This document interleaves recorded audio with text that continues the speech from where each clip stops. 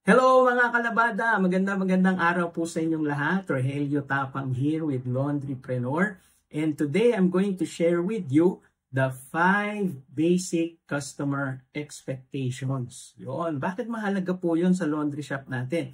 Dapat po alam nating lahat bilang mga shop owner at lalo na ng ating mga staff kung ano ba ang ine-expect ng ating mga customer. Pag ang isang tao nag-walk-in sa ating shop or tumawag, nag-inquire, may mga ini-expect po ang mga yan. Pag naibigay natin ang expectation nila, masatisfy sila, matuwa sila, masayahan sila sa atin. Tama? Pero pag hindi natin naibigay ang expectation nila, ay nata-turn off po sila. And it can cause them to walk away or not come back anymore sa laundry shop natin. Sayang naman po. Alright? So today, I'm going to share with you 5 basic customer expectations. Unang-una, yung tinatawag na reliability. Ano po yung reliability? Ito po yung maaasahan tayo, okay? Na kaya nating i-deliver ang kind of service, quality of service na pinapangako natin sa customer, no? Like for example, good laundry service. O dapat na i-deliver mo yun. Pag nagagawa mo yun, reliable ka, maaasahan ka, right? Second, yung po assurance. Assurance means feeling safe, feeling secure, kampante si customer sa atin.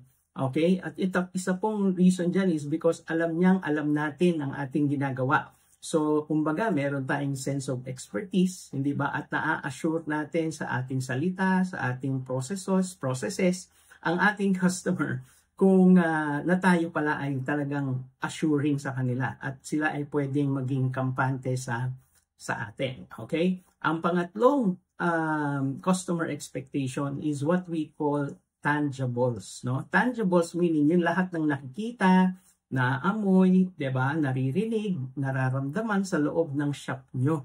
Okay, lahat ng tangibles, that would include yung overall shop look, no, or experience. Ito ba ay malinis, clean, neat and organized po ba ang shop natin? Number 1, number 2, yung mga tao po ba natin ay well-trained at naka-uniform, nakikita yan, di ba? Naririnig yung mga pagsasalita, mga salitang ginagamit ng mga staff natin at kahit na tayo mga owners are the right words. Okay, lahat po yan, tangibles po yan.